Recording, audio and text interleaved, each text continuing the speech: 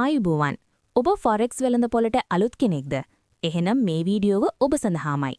අද මම ඔබට කියලා දෙන්නේ MetaTrader 5 platform එකේ ප්‍රබල ඉන්ඩිකේටර්ස් 3ක් නිවැරදිව භාවිතා කරලා සාර්ථකව ට්‍රේඩ් එකක් ගන්න කොහොමද කියලා.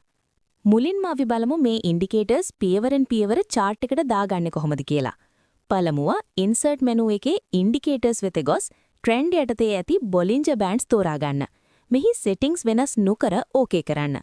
දෙවනුව නැවතත් ඉන්ඩිකේටර්ස් වෙත ගොස් ට්‍රෙන්ඩ් යටතේ ඇති මූවිං ඇවරේජ් තෝරන්න.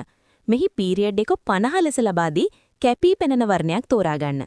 තෙවනුව ඉන්ඩිකේටර්ස් වල වොලියුම්ස් යටතේ ඇති මනි ෆ්ලෝ ඉන්ඩෙක්ස් හෙවත් MFI ඉන්ඩිකේටරය ඇතුළත් කරගන්න. දැන් අපි බලමු මේවායේ ප්‍රයෝජන සරලව හඳුනා ගනිමු. Bollinger Bands මගින් මිලහි උච්චාවචනය හඳුනා ගන්න පුරුවන්. මිල ඉහළ හෝ පහළ බෑන්ඩ් එකේ වදින විට එය නැවත හැරීමේ හැකියාව වැඩි.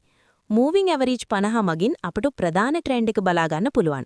Money flow index එකෙන් වෙළඳපොළට මුදල් ගලා එන වේගය සහ මිල ඕනෑවට වඩා ඉහළ ගොස් හෝ පහළ ගොස් ඇති බව තහවුරු කරනවා. දැන් අපි බලමු මේ තුනම ගැලපෙන්නේ කොහොමද කියලා. buy trade එකක් සඳහා මිල 50 moving average එකට ඉහළින් තිබිය යුතුයි. ඒ වගේම මිල Bollinger Band එකේ පහළ ඉර ස්පර්ශ වී තිබිය යුතුයි.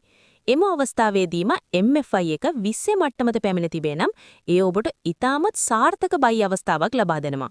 මේ වගේ වටිනා උපාය මාර්ග නොමිලේ ඉගෙන ගන්න RT Forex සමග එකතු වෙන්න. වැඩිදුර විස්තර සඳහා අපේ Telegram channel එකට හෝ WhatsApp අංක හරහා අපව සම්බන්ධ කරගන්න. RT Forex, empowering smart traders.